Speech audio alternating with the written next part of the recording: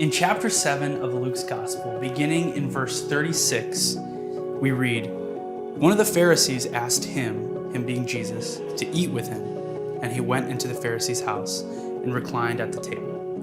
And behold, a woman of the city who was a sinner, when she learned that he was reclining at the table in the Pharisee's house, brought an alabaster flask of ointment. And standing between him at his feet, weeping, she began to wet his feet with her tears, and wiped them with the hair of her head, and kissed his feet, and anointed them with the ointment. Now when the Pharisee who had invited him saw this, he said to himself, 'If this man were a prophet, he would have known who and what sort of woman this is who is touching him, for she is a sinner.' And Jesus, answering him, said, 'Simon, I have something to say to you.' And he answered, 'Say it, teacher.' A certain moneylender had two debtors. One owed 500 denarii and the other 50. When they could not pay, he canceled the debt of both.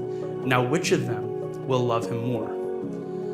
Simon answered, "The one, I suppose, for whom he canceled the larger debt."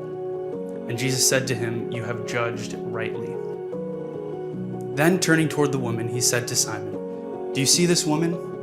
I entered your house. You gave me no water for my feet, but she has wet my feet with her tears and wiped them with her hair. You gave me no kiss, but from the time I came in, she has not ceased to kiss my feet. You did not anoint my head with oil, but she has anointed my feet with ointment. Therefore I tell you, her sins, which are many, are forgiven, for she loved much. But he who is forgiven little loves little."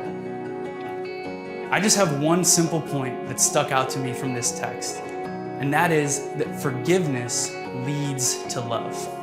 Here's the thing about the two characters in this story, the woman and the Pharisee. They were both sinners in need of forgiveness.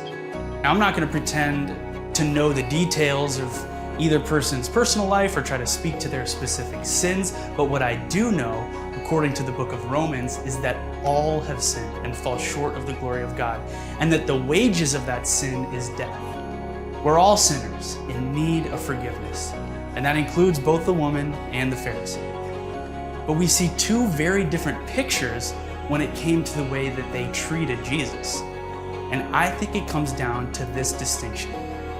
The woman acknowledged that she was in need of much forgiveness, and the Pharisee didn't. I want to encourage you today. Let's be like the woman in this story. In one sense, we're already like her, sinners in desperate need of forgiveness. But now, in acknowledging that, what else can we do but fall at his feet and love him? Forgiveness leads to love.